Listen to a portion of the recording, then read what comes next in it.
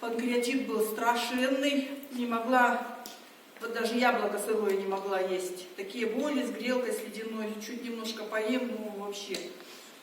Панкреатит прошел, пью 3 месяца. 2 месяца пила только ЛФ, да, потому что не было ночных. На 3-й месяц подключила ночные. Панкреатит прошел, сейчас ем буквально все, и жареное, все продукты. Второе, был очень сильный кашель у меня. Я кашляла 25 лет. Не проходил вообще. И у пульмонолога была, и у аллерголога.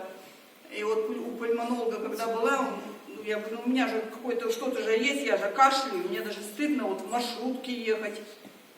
И летом, и зимой, осенью все это усиливался кашель. Он и на астму меня проверял, как бы говорит, ну нет у вас никакого хронического бронхита. Я говорю, ну что-нибудь-то вы мне, я ничего вам не буду выписывать, назначать.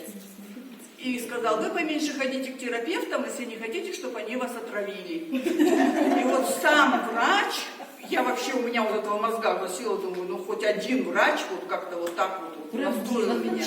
И кашляла, и кашляла, и кашляла, и вот этот вот кашель у меня постепенно как-то снижался, все меньше, меньше, меньше, меньше, и все, прошел. И я когда сюда пошла, думаю, вот хоть там куча еще болячек, но думаю, если у меня кашель пройдет, то я вот поверю в эти вот капсулы. Девочки, не сомневайтесь, пейте. А сколько пьете? 3 месяца всего пью. Рука немая была, я на ней не могла. Вот спать у меня вот эти вот колики. Судороги были, все это прошло. Ну, энергия, конечно, просто как-то это вроде как уже само собой уже разумеется. Хотя раньше я чуть немножко, вот в обед мне охота прилечь, поспать, а сейчас у меня такого нет. Я что-то вот делаю. Да. Так легко все. Так что не сомневайтесь и не откладывайте, не теряйте время.